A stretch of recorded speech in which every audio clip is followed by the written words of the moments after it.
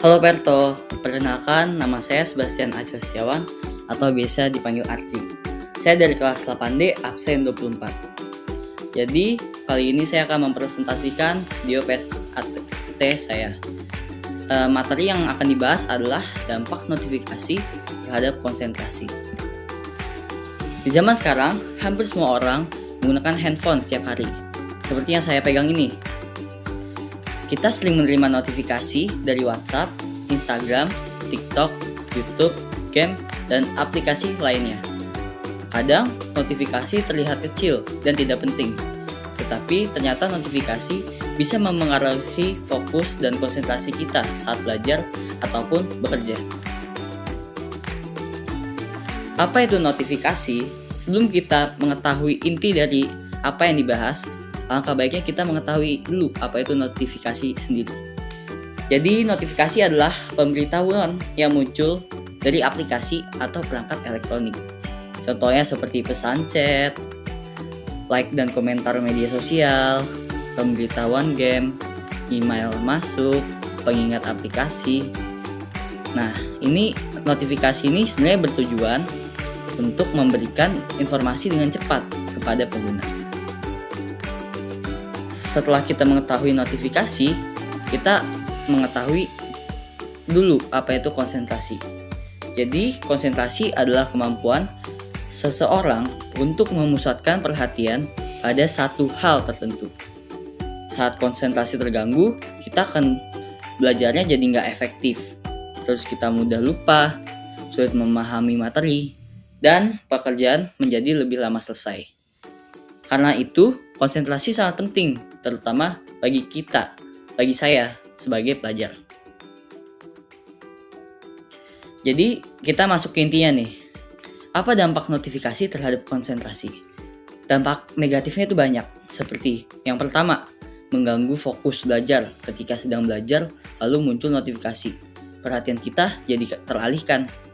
Terus yang kedua, membuat otak sulit fokus kembali setelah membuka notifikasi. Biasanya kita membutuhkan waktu untuk kembali fokus dan bisa belajar dengan sungguh-sungguh. Terus yang ketiga, menurunkan produktivitas tugas menjadi lebih lama selesai karena kita sering mengecek HP karena ada notifikasi itu. Terus yang keempat, yang terakhir, menyebabkan kecanduan HP. Semakin sering ada notifikasi, semakin sering kita ingin membuka aplikasi. Lalu contohnya dalam kehidupan sehari-hari. Nih misalnya saat lagi ngerjain PR. Awalnya kita pengen belajar 30 menit. Lalu tiba-tiba muncul notifikasi dari TikTok atau WhatsApp, YouTube, ataupun game. Karena penasaran, kita buka aplikasi tersebut. Terus untuk lihat notifikasi. Tetapi setelah membuka satu notifikasi, biasanya muncul keinginan buat buka aplikasi yang lain juga. Tanpa disadari, waktu yang awalnya ingin dipakai untuk belajar malah habis buat main HP. Akibatnya, waktu belajarnya berkurang, konsentrasi hilang, dan nilai bisa menurun karena kita nggak fokus. Hal seperti ini sering dialami oleh pelajar, terutama ketika belajar sambil memegang HP. Karena itu, banyak orang memilih menaruh HP jauh dari meja belajar agar tidak mudah terganggu atau terdistraksi oleh notifikasi. Lalu, cara mengurangi gangguan notifikasi.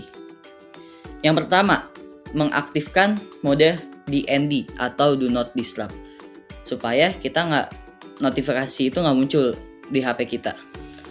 Terus yang kedua, mematikan notifikasi yang nggak penting seperti game ataupun media sosial yang nggak berhubungan dengan pelajaran kita. Terus yang ketiga, menaruh HP jauh saat belajar. Kita jauhkan HP kita dari meja belajar supaya kita nggak terganggu dengan suara notifikasinya.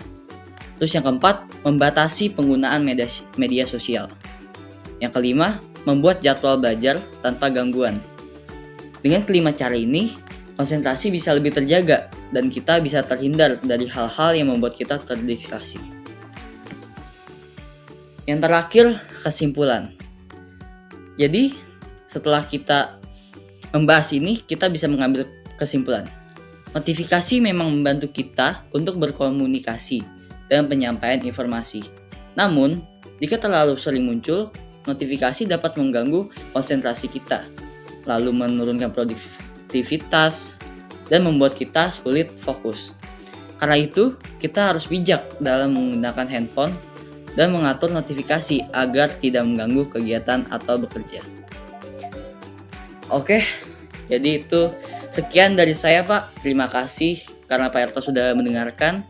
Sekian dari saya, terima kasih.